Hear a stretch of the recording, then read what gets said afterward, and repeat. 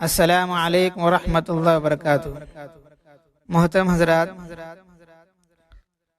گزشتہ 10 دسمبر جمعے کے دن سعودی عرب کے اندر جمعے میں جو خطبہ دیے تھے، اور اس خطبے میں تبلیغی جماعت کے متعلق کچھ الزامات لگائے گئے ہیں جو صحیح نہیں ہے۔ تو آپ کے سامنے وہ خطبہ کیا ہے، وہ خطبے کے اندر کیا چیزیں ہیں، اور اس کے متعلق ہمارے جو اکابرین ہیں، ہمارے جو علماء دین ہے، اور ہمارے جو مدارس والے ہیں، اور پورے ملک کے جو بڑے بڑے علماء کرام ہیں، اس کے متعلق کیا فرماتے ہیں، آپ کے سامنے پیش کرنے کے واسطے تو یہ آڈیو بناتے ہیں، غور سے سماعت فرمائیں۔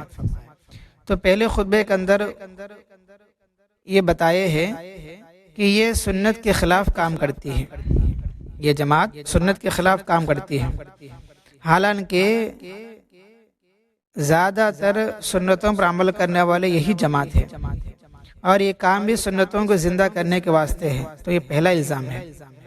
دوسرا الزام یہ لگائے اپنے بیعت کراتی ہے۔ تیسرا، لا الہ الا اللہ کا مطلب غلط تفسیر کرتی ہے۔ کیا تفسیر؟ خطبے کے اندر بتائے تھے، مخلوق کو پیدا کرنے والا اور اس سے روزی دینے والا صرف اللہ ہے۔ اس طریقے سے یہ لوگوں کو لا الہ الا اللہ کا مطلب بیان کرتے ہیں۔ آگے بتاتے ہیں یہ بات تو صحیح ہے، مگر اس عظیم کلمے کا معنی صرف یہ نہیں ہے، بلکہ یہ معنی ہے معبود برحق صرف اللہ ہے۔ اس طرح دوسروں کو دعوت دینا تھا، سمجھانا تھا۔ اور ایک الزام میں لگائے طریقے رسول کو چھوڑ کر اپنے طریقے پر چلتی ہے، اور ایک شرک کی طرف دعوت دیتی ہے، اور ایک قبر پرستی کی دعوت دیتی ہے، یعنی ان کے بعد مسجدوں میں بزرگوں کی قبریں ہے، تو گویا کہ یہ قبر پرستی کرتے ہیں۔ اور ایک بات یہ بتائے، بغیر علم کے جاہلی لوگ دعوت دیتے ہیں، یعنی اس کام میں صرف عوام ہی کام کرتی ہے، علماء اس کام سے دور ہے، کونوں بتائے۔ اس کے دلیل میں بتاتے ہیں، قل هذه سبیلی ادعو الی اللہ علی بصیرۃ انا ومن اتبعنی۔ تو یہاں بصیرت سے مراد علم ہے، تو یہ کام علم ہی کے ساتھ کرنا ضروری تھا، حالانکہ ہم دیکھتے ہیں کہ اس کام میں زیادہ تر عوام ہے، وہی لوگ دعوت دیتے ہیں، اور ہلکا ہلکا یہ عوام علم نہ ہونے وجہ سے دہشت گرد بھی بن سکتے ہیں، کونوں بتاتے ہیں۔ اور آخری بات یہ بتائے کہ وقت لگانے کو ضروری سمجھتے ہیں، پابندی لگاتے ہیں، یعنی ہر مہینہ 3 دن لگانا 6، سال کا چلہ لگانا 6، اور سال زندگی میں 4 مہینے لگنا 6، بیرون جانا 6۔ اس طریقے سے کچھ پابندی لگاتے ہیں جو بدعت ہے، جو صحیح نہیں ہے۔ اس طریقے سے وہ خطبے میں بتائے، اور دوسرے خطبے میں کچھ گمراہ فرقوں کے تعارف کرائے۔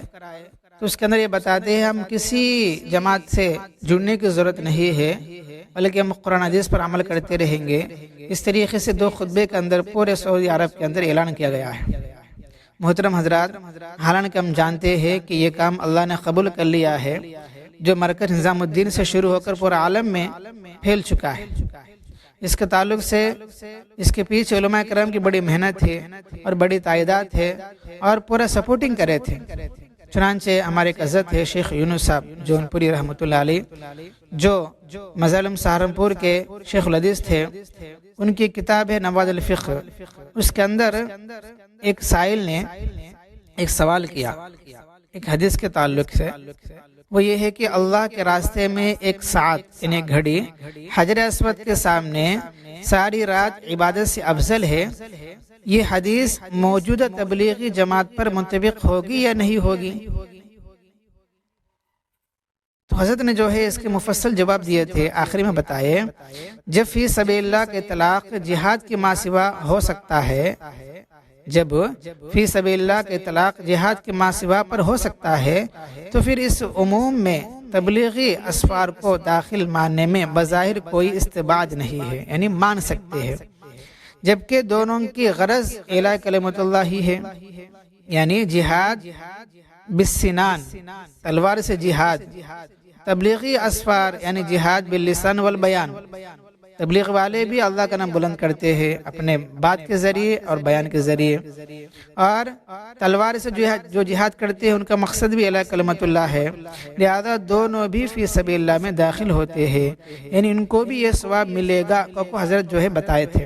البتہ جو فضائل خاص طور سے جان دینے کے اور سر کٹانے کے بارے میں وارد ہے، اس میں ان اسفار کو داخل ماننا اشکال سے خالی نہیں ہے۔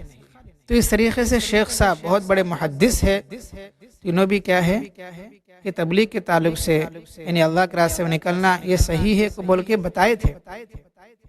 اور ایسے ہی مولانا الیاس گھمن صاحب دامت برکاتہم بھی ابھی حال میں ایک ویڈیو بھی آیا تھا، اس کے اندر بتائے تھے کہ تبلیغی والوں کے جتنے بھی عقائد ہے سب کے سب صحیح ہے، کوئی غلط عقیدہ نہیں ہے، کوئی گمراہی نہیں ہے، کوئی بدعتی نہیں ہے، بلکہ سب کے سب صحیح طور پر اپنا کام کاج کر رہے ہیں۔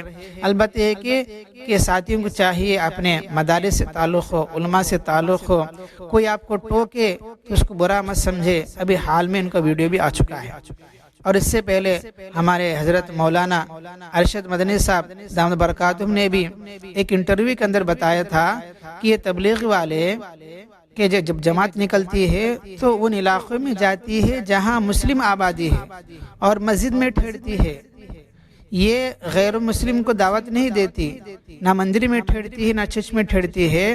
ان کا کام صرف اتنا ہے جو حضرات اللہ سے دور ہے، جو مسلمان نبی کے طریقے سے دور ہے، جو مسلمان مسجد سے دور ہے، ان کو پاس جا کر ان کو سمجھانا، ان کا تعلق اللہ سے کرانا، صرف یہ کام کرتی ہے، یہ دہشت گرد نہیں ہے کو کھلم کھلا بول دیے تھے۔